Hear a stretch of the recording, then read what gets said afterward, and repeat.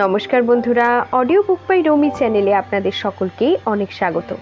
আমি রমি। আমি ধারাবাহিকভাবে আপনাদেরকে পড়ে শোনাচ্ছি বঙ্কিমচন্দ্র চট্টোপাধ্যায়ের কালজয়ী উপন্যাস আনন্দমঠ। আজ পড়ব এর শেষ পর্ব। আসুন তবে শুরু করি আজকের পর্ব। তখন দুইজনে কানে কানে কি পরামর্শ করিলেন। পরামর্শ করিয়া জীবানন্দ এক বনে লুকাইলেন, শান্তি আর এক বনে প্রবেশ করিয়া এক অদ্ভুত রহস্যে প্রবৃত্ত হইল। শান্তি মরিতে যাইতেছিল, কিন্তু মৃত্যুকালে স্ত্রী বেশ ধরিবে ইহাই স্থির করিয়াছিল। তাহার এই পুরুষ বেশ জোয়া চুরি মহেন্দ্র বলিয়াছে, জুয়া চুরি করিতে করিতে মরা হইবে না, সুতরাং ঝাঁটি টেপারিটি সঙ্গেই আনিয়াছিলেন, তাহাতে তাহার শয্যা সকল থাকিত। এখন নবীনানন্দ ঝাঁটি টেপারি খুলিয়া বেশ পরিবর্তনে প্রবৃত্ত হইল। চিকন রকম রসকলির উপর খয়েরের টিপ কাটিয়া তৎপ্রকালীন ফুরফুরে কোকড়ানো কোকড়ানো কতকগুলি ঝাপটার গোছায় চাঁদ মুখখানি ঢাকিয়া শান্তি একটি সারাঙ্গ হস্তে বৈষ্ণব বেশে ইংরেজ শিবিরে দর্শন দিলেন। দেখিয়া ভ্রমর কৃষ্ণ সংযুক্ত সিপাহীরা বড়ই মাতিয়া গেল। কেহ টপ্পা, কেহ গজল, কেহ শ্যামা বিষয়, কেহ কৃষ্ণ বিষয়ে ফরমাস করিয়া শুনিতে লাগিল গান। কেহ চাল দিল, কেহ ডাল দিল, কেহ মিষ্টি দিল, কেহ পয়সা দিল, কেহ শিকে দিল। বৈষ্ণবী তখন শিবিরের অবস্থা স্বচক্ষে সবিশেষ দেখিয়া চলিয়া গেল। সিপাহীরা জিজ্ঞাসা করিল, আবার কবে আসিবে? বৈষ্ণবী বলিল, তাহা জানি না, আমার বাড়ি তো ঢের দূরে। সিপাহীরা জিজ্ঞাসা করিল, কত দূরে? বৈষ্ণবী বলিল, আমার বাড়ি পদচিহ্নে। এখন সেই দিন মেজর সাহেব পদচিহ্নে কিছু খবর লইতেছিলেন। এখন সিপাহীগুলো তাহা জানিত। বৈষ্ণবীকে ডাকিয়া ক্যাপ্টেন সাহেবের কাছে লইয়া গেল। ক্যাপ্টেন সাহেব তাহাকে মেজর সাহেবের কাছে লইয়া গেল। মেজর সাহেবের কাছে গিয়া বৈষ্ণবী মধুর হাসি হাসিয়া মর্মভেদী কটাক্ষে সাহেবের কথা ঘুরাইয়া দিয়া খঞ্জনীতে আঘাত করিয়া গান ধরিল, স্নেচ্ছ নিহত নিধনে কলুষি করলাম। সাহেব জিজ্ঞাসা করিল, তোমার বাড়ি কোঠা বিবি? বৈষ্ণবী বলিল, আমি বিবি নই, বৈষ্ণবী। বাড়ি আমার পদচিহ্নে। সাহেব, ওয়েল দ্যাটস ইট, পদচিহ্ন ইজ ইট, হুইয়া একটু ঘর হাই? বৈষ্ণবী বলিল, ঘর? হ্যাঁ, কত ঘর আছে? সাহেব, গড় নেই, গড় নেই, গড় গড় গড়। শান্তি, সাহেব তোমার মনের কথা বুঝেছি গো, গড়। সাহেব, ইয়েস ইয়েস, গড় গড় হে। গড় আছে, ভারী কেল্লা। কেটে আদমি আছে? কিতনে?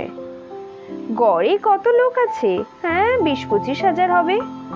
साहिब, नॉनसेंस, एक ठो खेलने में 2-4 हजार रह सकते हुआ पर हाँ भी है, या निकल गया सब लोग? शांति, आবার निकलोबे कोथाय? साहिब, मेला में टॉम अब आया है, वहाँ से मेला मेला है ना वहाँ। शांति, काल एसेছি তো সাহেব, ও লোক আজ নিকল গয়া হোগা। শান্তি মনে মনে ভাবিতেছিল যে তোমার বাপের শ্রাদ্ধের চাল যদি আমি না চড়াই তবে আমরা রসকলি কাটাই বৃথা, বুঝেছ? কতক্ষণে শিয়ালে তোমার মুন্ডু খাবে আমি দেখব, দাঁড়াও। প্রকাশ্যে বলিল, তা সাহেব হতে পারে, আজ বেরিয়ে গেলেই যেতে পারে, অত খবর আমি জানি না। বৈষ্ণবী মানুষ, গান গেয়ে ভিক্ষা ভিক্ষা করে খাই, অত খবর রাখিনে। বকে বকে গলা শুকিয়ে গেল, পয়সাটা দাও দেখি উঠে চলে যাই। আর ভালো তো বকশিস দাও, না হয় পরশু এসে আবার গান গাইব। সাহেব ঝনাত করিয়া একটি নগদ টাকা ফেলিয়া দিয়া বলিল, পরশু নেহি বিবি। শান্তি বলিল, দূর বেটা, বৈষ্ণবী বল, বিবি কি?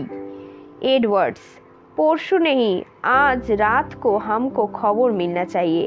शांति, बंदूक माथाय दिए शराब टेने সর্ষের তেল নাকে দিয়ে ঘুমো। আজ আমি দোষ কব রাস্তা যাব, আসবো কে খবর দিতে। छूटो बेटा कोथाकार एड, छूटो बेटा कैसा है? हाँ, क्या बोल रहे हो तुम? शांति, এ বড় বীর, ভারী জাঁদরেল দেখছি। এডওয়ার্ড, ग्रेट जनरल हमको सकता है कैतबा माफिक, लेकिन आज हमको खबर मिलना चाहिए। सुना? 100 रुपए बख्शिश देंगे हम। শান্তি, 100ই দাও আর 1000 দাও, 20 ক্রোশ এ দুখানা ঠেঙে হবে না, বুঝেছো? এডওয়ার্ড, ঘাড়ে ঘোড়ার পাড়ে। শান্তি, ঘোড়ায় চড়তে জানলে আর তোমার তাঁবুতে এসে গান করবো কেন?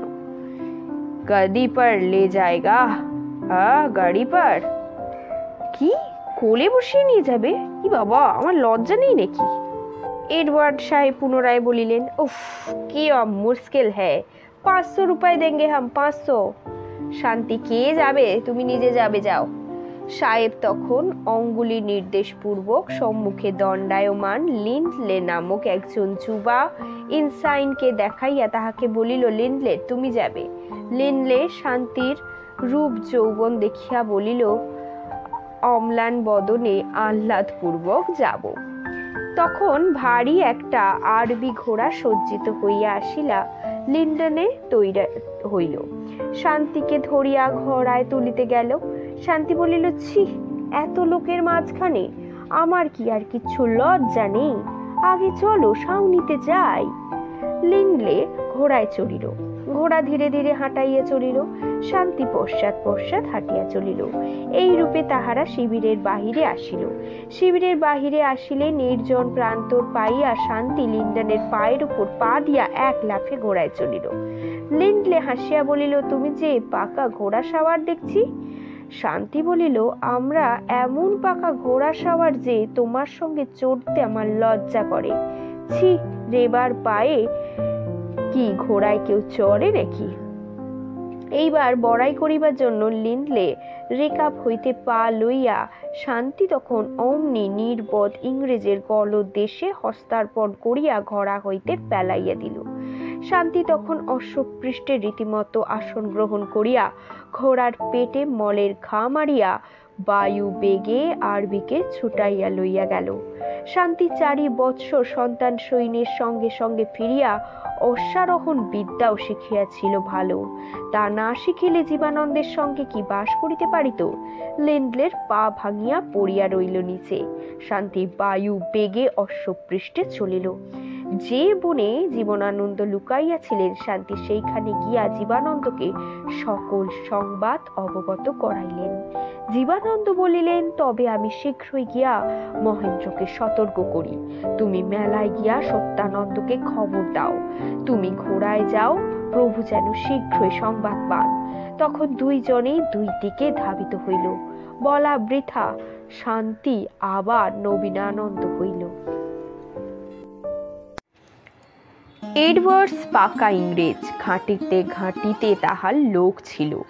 শীঘ্রই তাহার নিকট খবর পৌঁছল যে সেই বৈষ্ণবীটা লিন্টনকে সাহেবকে ফেলিয়া দিয়া আপনি ঘোড়ায় চড়িয়া কোথায় চলিয়া গিয়াছে। শুনিয়াই এডওয়ার্ডস বলিলেন, an imp of Satan, strike the tent. তখন ঠক ঠক খটাখট তাম্বুর খোটায় মুরুরের ঘা পড়িতে লাগিল। মেঘ রচিত অমরাবতীর ন্যায় বস্ত্র নগরী অন্তর্হিত হইল। মালগাড়িতে বোঝাই হইল, মানুষ ঘোড়ায় অথবা আপনার পায়ে।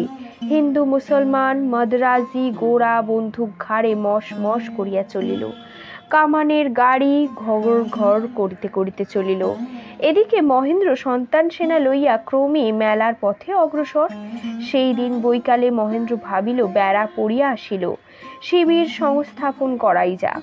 তখন শিবির সংস্থাপন উচিত বোধ হইল। বৈষ্ণবের তাবু নাই, গাছতলায় গুণচট বা কাঁথা পাটিয়াই শয়ন করে। একটু হরিচরণামৃত খাইয়াই রাত্রি যাপন করে। ক্ষুধা যেইটুকু বাকি থাকে, স্বপ্নে বৈষ্ণবী ঠাকুরানী অধরামৃত পান করিয়াই তাদের পরিপূর্ণ করিয়া দেয়। শিবির উপযোগী নিকটে একটি স্থান ছিল, একটা বড় বাগান, আম কাঁঠাল বাবলা তেঁতুল। মহেন্দ্র আজ্ঞা দিলেন, এইখানেই শিবির করো। তার পাশে একটা টিলা ছিল, উঠিতে বড় বন্ধু। মহেন্দ্র একবার ভাবিলেন, এ পাহাড়ের উপর শিবির করিলেও হয়। স্থানটা দেখিয়া আসিবেন মনে করিলেন। এই ভাবিয়া মহেন্দ্র অশ্বে আরোহণ করিয়া ধীরে ধীরে টিলার উপর উঠিতে আরম্ভ করিলেন। তিনি কিছু দূর উঠিলে পর এক যুবা যোদ্ধা বৈষ্ণব সেনা মধ্যে প্রবিষ্ট হইয়া বলিল, চলো টিলায় চড়ো। নিকটে যাহারা ছিল তাহা বিস্মিত হইয়া বলিল, কেন? যোদ্ধা এক মৃত্তিকা স্তূপের উপর উঠিয়া দাঁড়াইয়া বলিল, চলো এই জ্যোৎস্না রাত্রে ওই পর্বত শিখরে। নতুন বসন্তের নতুন ফুলের গন্ধ শুকিতে শুকিতে আজ আমাদের শত্রুর সঙ্গে যুদ্ধ করিতে হইবে। সন্তান সেনা দেখিল সেনাপতি জীবানন্দ। তখন হরে মুরারে উচ্চ শব্দ করিয়া যাবতীয় সন্তান সেনা বল্লমে ভর করিয়া উঁচু হইয়া উঠিল এবং সেই সেনা জীবানন্দের অনুকরণ পূর্বক বেগে টিলার ওপর আরোহণ করিতে লাগিল। একজন সজ্জিত অশ্ব আনিয়া জীবানন্দকে দিল। দূর হইতে মহেন্দ্র দেখিয়া বিস্মিত হইল, ভাবিল, এ কি, এ না বলিতে ইহারা আসে কেন? এই ভাবিয়া মহেন্দ্র ঘোড়ার মুখ ফিরিয়া চাবুকের ঘায়ে ধোয়া উঠাইয়া দিল, পর্বত আরোহণ করিতে লাগিল। সন্তান বাহিনীর অগ্রবর্তী জীবানন্দের সাক্ষাৎ পাইয়া জিজ্ঞাসা করিলেন, এ আবার কি আনন্দ? জীবানন্দ হাসিয়া বলিলেন, আজ বড় আনন্দ। টিলার ও পিঠে এডওয়ার্ড সাহেব, যে আগে উপরে উঠবে তারই জিত। তখন জীবানন্দ সন্তান সৈন্যের প্রতি ডাকিয়া বলিলেন, চেনো তোমরা, আমি জীবানন্দ গোস্বামী সহস্র শত্রুর প্রাণ বধ করিয়াছি। তুমুল নিনাদে কানন প্রান্ত সব ধ্বনিত করিয়া শব্দ হইল, চিনি আমরা, তুমি জীবানন্দ গোস্বামী। জীব বলিল, হরে মুরারি। প্রান্তর কানন সহস্র সহস্র কণ্ঠধ্বনিত হইল, হরে মুরারে। জীবানন্দ, টিলার ও পিঠের শত্রু আজ এই স্তূপ শিখরে এই নীলাম্বরী যামিনীর সাক্ষাৎকারে সন্তানেরা রণ করিবে। দ্রুত আইসো, যে আগে শিখরে উঠবে সেই জিতবে। বলো বন্দে মাতরম। তখন কানন প্রান্তর ধ্বনিত করিয়া গীত ধ্বনি হইল, বন্দে মাতরম। ধীরে ধীরে সন্তান সেনা পর্বত শিখরে আহরণ করিতে লাগিল। কিন্তু তাহারা সহসা সভয়ে দেখিল মহেন্দ্র সিংহ অতি দ্রুত বেগে স্তূপ হইতে অবতরণ করিতে করিতে তুর্য নিনাদ করিতেছেন। দেখিতে দেখিতে শিখর দেশে নীলাকাশ পটে কামান শ্রেণী সহিত ইংরেজের গলন্দর সেনা শোভিত হইতেছে। উচ্চ কণ্ঠে বৈষ্ণবী সেনা গাহিল, তুমি বিদ্যা, তুমি ভক্তি, তুমি মা বাহুতে শক্তি। কিন্তু ইংরেজের কামানের গুড়ুম গুড়ুম গুম শব্দে সে মহাগীর শব্দই ভাসিয়া গেল। শত শত সন্তান হত আহত হইয়া অস্ত্র শস্ত্র সহিত টিলার ওপর শুইল। আবার গুড়ুম গুড়ুম গুড়। দধিচির অশ্বিকে ব্যঙ্গ করিয়া সমুদ্রের তরঙ্গ ভঙ্গকে তুচ্ছ করিয়া ইংরেজের বজ্র গড়াইতে লাগিল। চাষার কর্তনী সম্মুখে সুপক্ষ ধ্যানের ন্যায় সন্তান সেনা খণ্ড বিখণ্ড হইয়া ধরাশায়ী হইতে লাগিল। বৃথায় জীবানন্দ, বৃথায় মহেন্দ্র যত্ন করিতে লাগিলেন। পতনশীল শিলারাশির ন্যায় সন্তান সেনা বিনাশের জন্য হুররে হুররে শব্দ করিতে করিতে গোড়ার পন্টন টিলা হইতে নামিতে লাগিল। সঙ্গীন উঁচু করিয়া দ্রুত বেগে পর্বতামি মুখে বিশাল তটিনীর মধ্যে দিয়ে দুর্দমনীয় অলঙ্ঘন অপরাজেয় ব্রিটিশ সেনা আসিতেছে। পলায়ন পর সন্তান সেনার পশ্চাতে ধাবিত হইল তাহারা। জীবানন্দ একবার মাত্র মহেন্দ্রের সাক্ষাৎ পাইয়া বলিল, আজ শেষ, এসো এইখানেই আমরা মরি। মহেন্দ্র বলিলে, মরিলে যদি রণজয় হইত তবে মরিতাম, বৃথা মৃত্যু বীরের ধর্ম নহে। জীব, আমি বৃথাই মরিব, তবে যুদ্ধেই মরিব। তখন পিছু ফিরিয়া উচ্চস্বরে জীবানন্দ ডাকিল, হে হরিনাম করিতে করিতে মরিতে চাও যাহারা, আমার সঙ্গে আইসো। অনেকে অগ্রসর হইল। জীবানন্দ বলিলেন, অমন নহে, হরির সাক্ষাৎ শপথ করো, জীবন্ত ফিরিব না। যাহারা আগু হইয়াছিল তাহারা পিছাইল। জীবানন্দ বলিলেন, কেহ আসিবে না, তবে আমি একাই চলিলাম।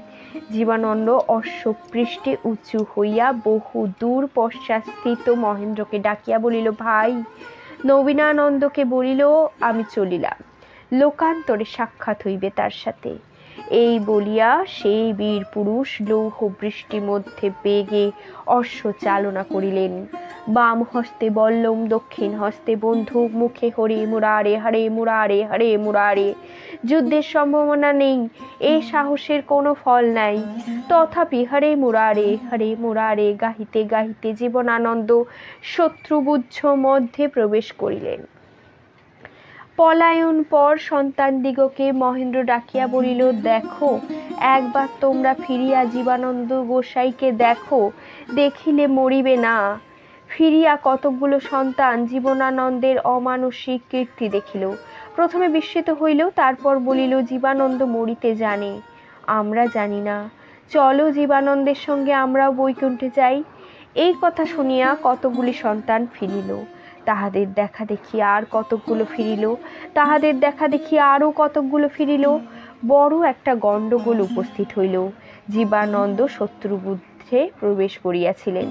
সন্তানেরা আর কেহই তাহাকে দেখিতে পাইল না। এদিকে সমস্ত রণক্ষেত্র হইতে সন্তানগণ দেখিতে পাইল যে শত্রু তারাইয়া যাইতেছে। তখন সমস্ত সন্তান সৈন্য মার মার শব্দে ফিরিয়া ইংরেজ সৈন্যের উপর ধাবিত হইল। এদিকে ইংরেজ সেনার মধ্যে একটি ভারী হুলুস্থুলুস পড়িয়া গেল। সিপাহীরা যুদ্ধে আর যত্ন না করিয়া দুই পাশ দিয়া পালাইতেছে। গোরারাও ফিরিয়া সঙ্গীন খাড়া করিয়া শিবিরা বিমুখে ধাবমান হইতেছে। ইতস্তত নিরীক্ষণ করিয়া মহেন্দ্র দেখিলেন টিলার শিখরে অসংখ্য সন্তান সেনা দেখা যাইতেছে। তাহারা বীর দর্পে অবতরণ করিয়া ইংরেজ সেনা আক্রমণ করিতেছিলেন। তখন ডাকিয়া সন্তান সেনাগণ বলিলেন, সন্তানগণ, এই দেখো, শিখরে প্রভু সত্যানন্দ গোস্বামীর ধ্বজা দেখা যাইতেছে। আজ স্বয়ং মুরারি মধুকৈটব বাসিনী রণে অবতীর্ণ হইয়াছেন।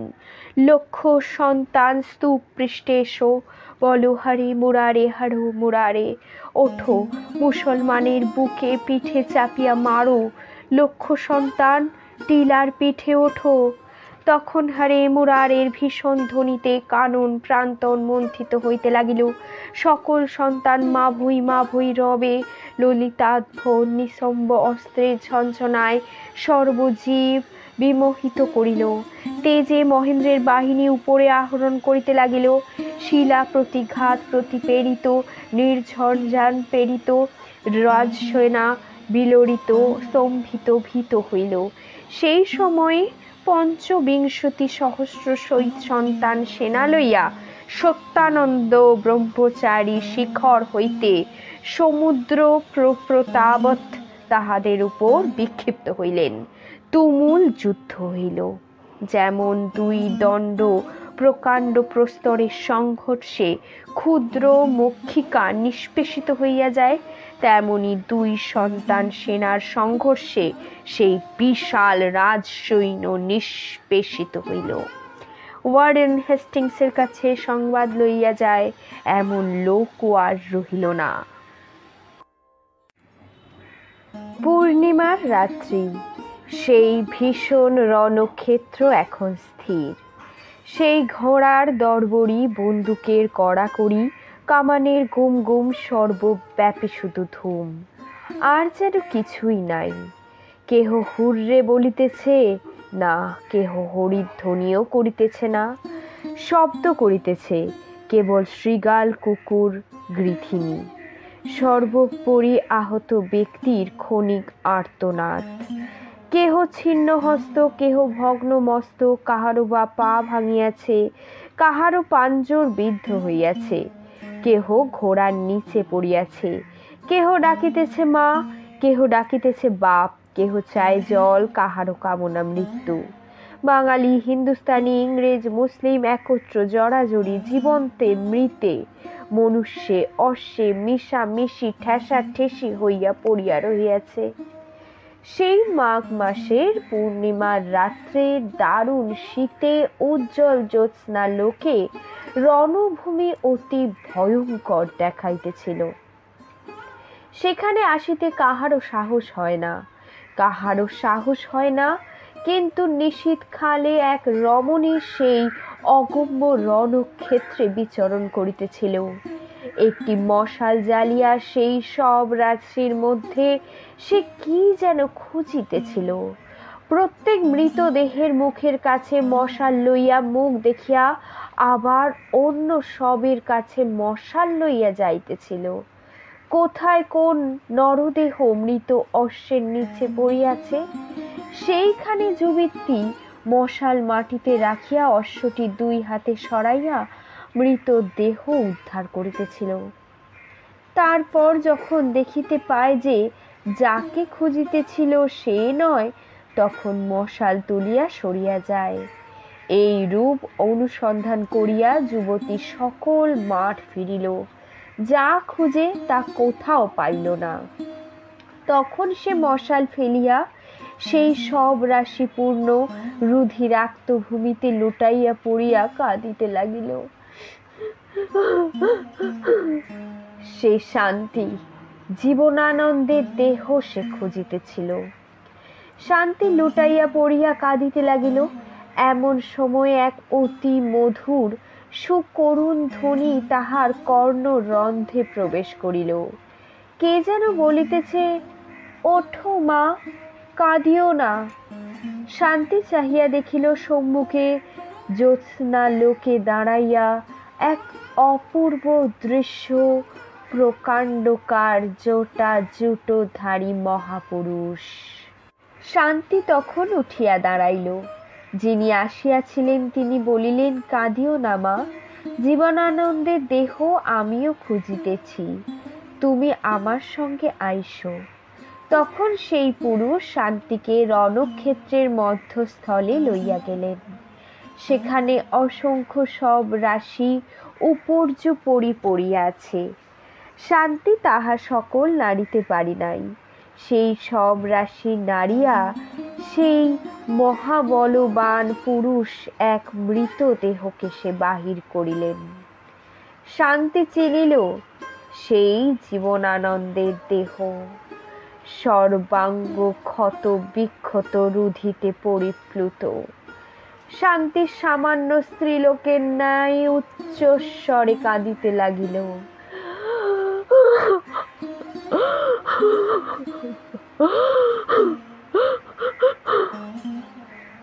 আবার তিনি বলিলেন, কাঁদিও না মা, জীবনানন্দ কি মরিয়াছে?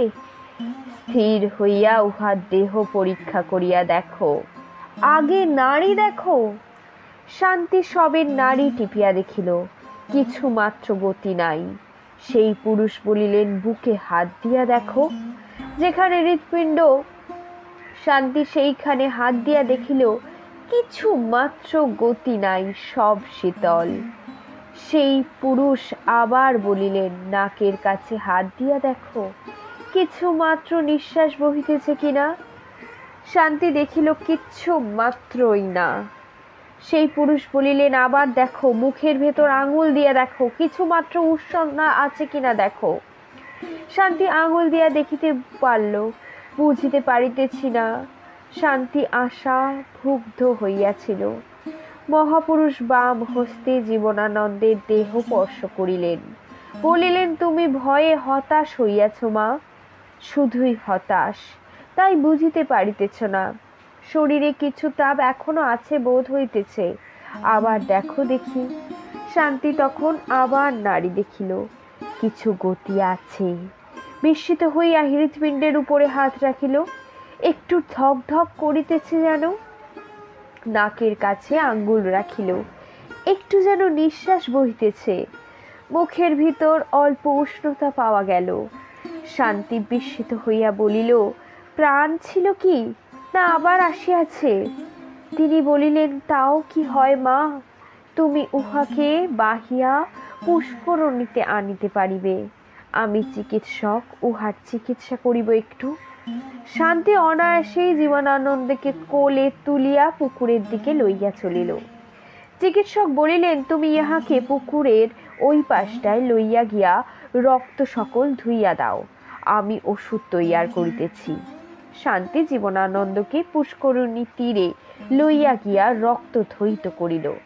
তখন চিকিৎসক বন্য লতা পাতা প্রলেপ লইয়া আসিয়া সকল ক্ষত মুখে দিলেন।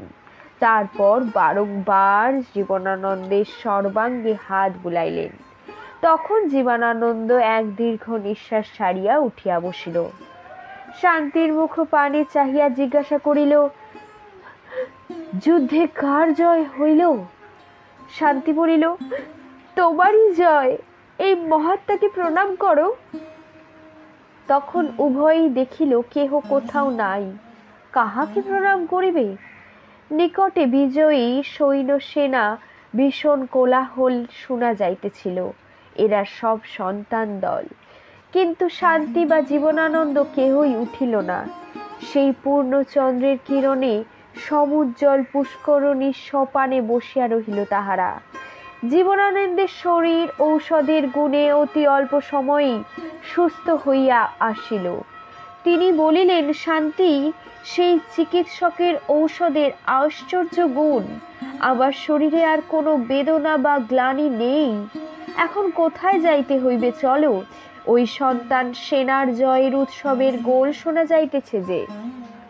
শান্তি বলিল, আর ওখানে না, আমাদের কার্যোদ্ধার হইয়াছে, এই দেশ সন্তানদের হইয়াছে। আমরা রাজ্যের ভাগ চাহি না। এখন আর কি করিতে যাইব সেখানে? জীবনানন্দ, যা কাড়িয়া লইয়াছি তা বাহু বলে রাখিতেও তো হইবে। শান্তি, রাখিবার জন্য তো মহেন্দ্র আছে, সত্যানন্দ স্বয়ং আছেন। তুমি প্রায়শ্চিত্ত করিয়া সন্তান ধর্মের জন্য দেহত্যাগ করিয়াছিলে। এই দেহ পুনঃপ্রাপ্ত। সন্তানের আর এই দেহে কোনো অধিকার নাই। আমরা সন্তানদের পক্ষে মরিয়াছি। এখন আমাদের দেখিলে সন্তানেরা বলিবে, জীবনানন্দ যুদ্ধের সময় প্রায়শ্চিত্তের ভয়ে লুকাইয়াছিল, জয় হইয়াছে দেখিয়া রাজ্যের ভাগ লইতে আসিয়াছে। জীব, সে কি শান্তি? লোকের অপবাদের ভয়ে আমরা পালাইয়া যাইব কাজ ছাড়িয়া? আমার কাজ মাতৃসেবা, যে যাই বলুক না কেন আমি মাতৃসেবাই করিব। শান্তি, তাহাতে তোমার আর অধিকার নাই, কেননা তোমার দেহ মাতৃসেবার জন্য পরিত্যাগ করিয়াছ তুমি। যদি আবার মার সেবা করিতেই পাইলে, তবে তোমার প্রায়শ্চিত্তের কি হইল?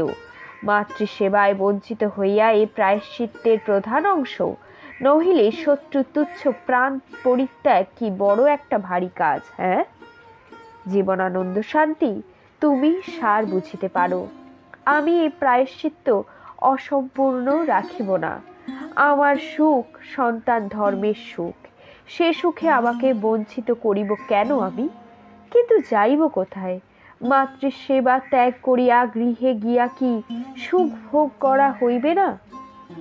শান্তি, তাকে আমি বলিতেছি, ছি, আমরা আর গৃহী নই। এমনই দুইজনে সন্ন্যাসী থাকিব আমরা, চির ব্রহ্মচর্য পালন করিব আমরা। চলো এখন গিয়া আমরা দেশে দেশে তীর্থ দর্শন করিয়া বেড়াই। জীবনানন্দ, তারপর হিমালয়ের উপরে আমরা কুটির প্রস্তুত করিয়া দুইজনে দেবতার আরাধনা করিব, যাতে মার মঙ্গল হয়, সেই বর আমরা মাগিব। শান্তি বলিল। তখন জীবনানন্দ শান্তি উঠিয়া হাত ধরাধরি করিয়া জ্যোৎস্নাময় নিশীথের অনন্তে অন্তর্হিত হইল। হায়, আবার আসিবে কি মা?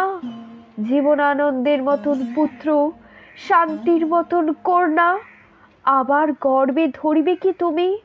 মা গো, মা। সত্যানন্দ ঠাকুর রণক্ষেত্র হইতে কাহাকেও কিছু না বলিয়া আনন্দমঠ চলিয়া আসিলেন।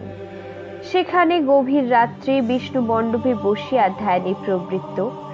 এমতো সময় সেই চিকিৎসক সেখানে আসিয়া দেখা দিলেন। দেখিয়া সত্যানন্দ উঠিয়া প্রণাম করিলেন। চিকিৎসক বলিলেন, সত্যানন্দ, আজ মাঘী পূর্ণিমা।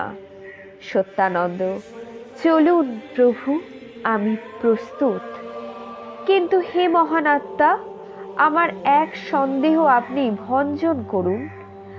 আমি যে মুহূর্তে যুদ্ধ জয় করিয়া সন্তান ধর্ম নিষ্কণ্টক করিলাম, সেই সময় আমার প্রতি এই প্রত্যাখ্যানের আদেশ কেন হইল?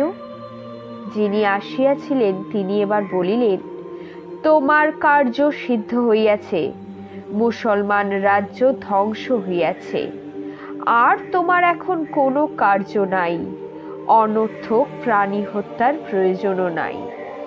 সত্যানন্দ: মুসলমান রাজ্য ধ্বংস হইয়াছে, কিন্তু হিন্দু রাজ্য তো স্থাপিত হয় নাই।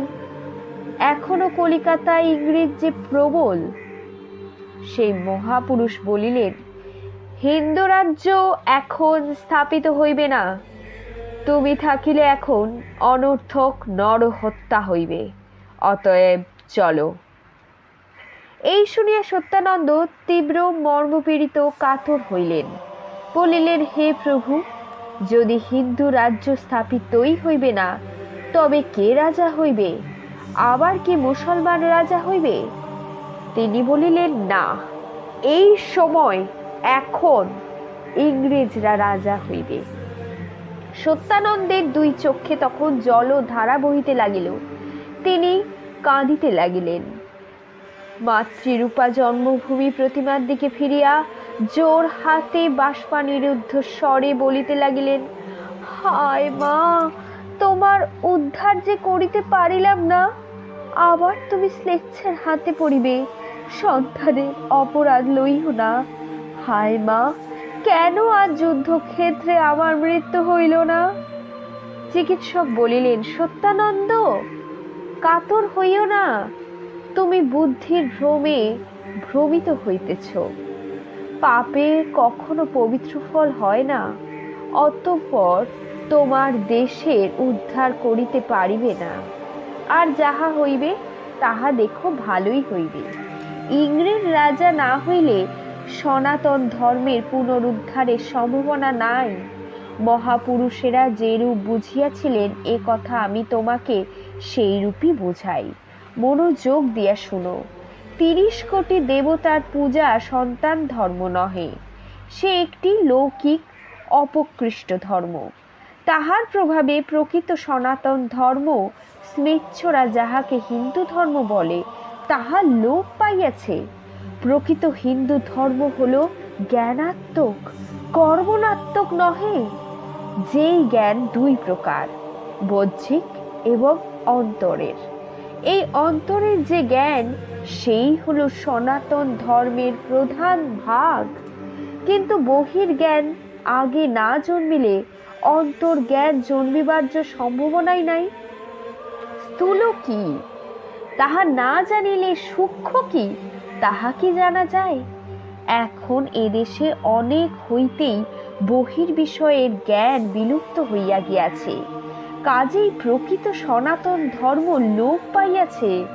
সনাতন ধর্মের পুনরুদ্ধার করিতে গেলে আগে বাইরের জ্ঞানের প্রচার করা আবশ্যক। এখন এদেশে বাহ্যিক জ্ঞান নাই, শিক্ষায় এমন লোকও নাই।